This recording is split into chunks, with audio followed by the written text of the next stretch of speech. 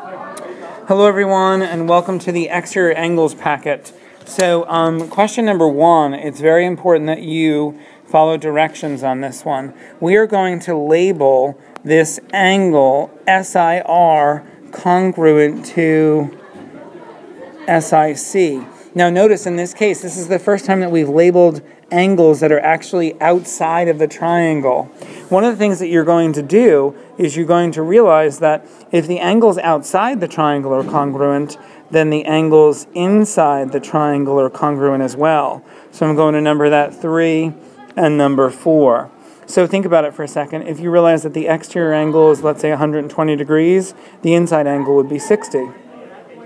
The exterior angle 120, the inside would be 60. Therefore, because linear pairs are supplementary and supplements of congruent angles are congruent, then the angles inside would also be congruent.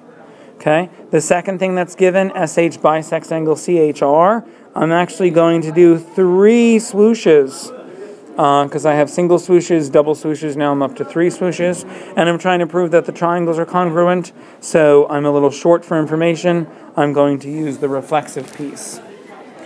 Now, I need you to write these next 2 things down. The first one is that linear pairs are supplementary, and then supplements of congruent angles are congruent. So please write that down, and then we're going to take a look at the actual proof. Linear pairs are supplementary, supplements of congruent angles are congruent. Okay, so now, taking a look at what we've already labeled in our picture, the first thing we're going to write is angle SIR is congruent to angle SIC, and that was given. And this is how we're going to write out the proof, basically. But angles 1 and 3 are supplementary, and angles 2 and 4 are supplementary. And the reason would be that linear pairs are supplementary. Then we're going to write angle 3 is congruent to angle 4. Notice that these are angles that are inside the triangle. And the reason would be supplements of congruent angles are congruent. The next given piece of information, SH bisects CHR, which was given. And then angle 5 is congruent to angle 6, and angle bisector cuts an angle into 2 congruent parts. We're going to use HI, which is that middle piece of the triangle, is reflexive. And then moving right along, triangle HIC is congruent to triangle HIR based on angle side angle, which is what we came up with in the beginning. So it's very important that whenever you have angles outside of the triangle, you're using both of these steps here. That first, the linear pairs are supplementary, and then supplements of congruent angles are congruent. So let's take a look at the next one. Now, in this next picture, we basically have to label, and if you look carefully, we wind up having also angles that are outside of the triangle. So let's start this. It says BC is congruent to CD. So we're going to label that with blue marks.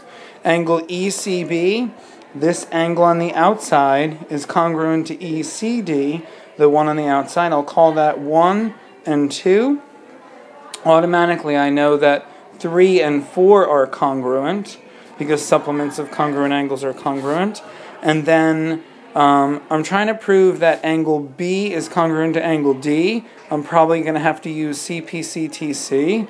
And I'm also probably going to have to prove that the triangles are congruent. In order to prove the triangles are congruent, we're going to need the reflexive, and we're going to wind up with side angle side. So we'll want to prove that triangle ABC is in fact congruent to triangle ADC from side angle side, and then we can use angle B is congruent to angle D based on CPCTC. So let's take a look at what that one looks like. So we're going to take a look. So in this last page I have it labeled appropriately. 1, 2, 3, and 4. And this is how it works out. So BC is congruent to CD given. ECB is congruent to ECD given. Notice that those are the angles outside of the triangle. 1 and 3 are supplementary, 2 and 4 are supplementary, linear pairs are supplementary. And angle 3 is congruent to angle 4, supplements of congruent angles are congruent. AC congruent to AC, reflexive. Here, this is the interesting part, we have the two triangles are congruent based on side angle side, and then we have the angles are congruent, angle B is congruent to angle D, based on CPCTC, or corresponding parts of congruent triangles are congruent. Please copy that whole thing, and then I'll see you tomorrow. Thanks, bye.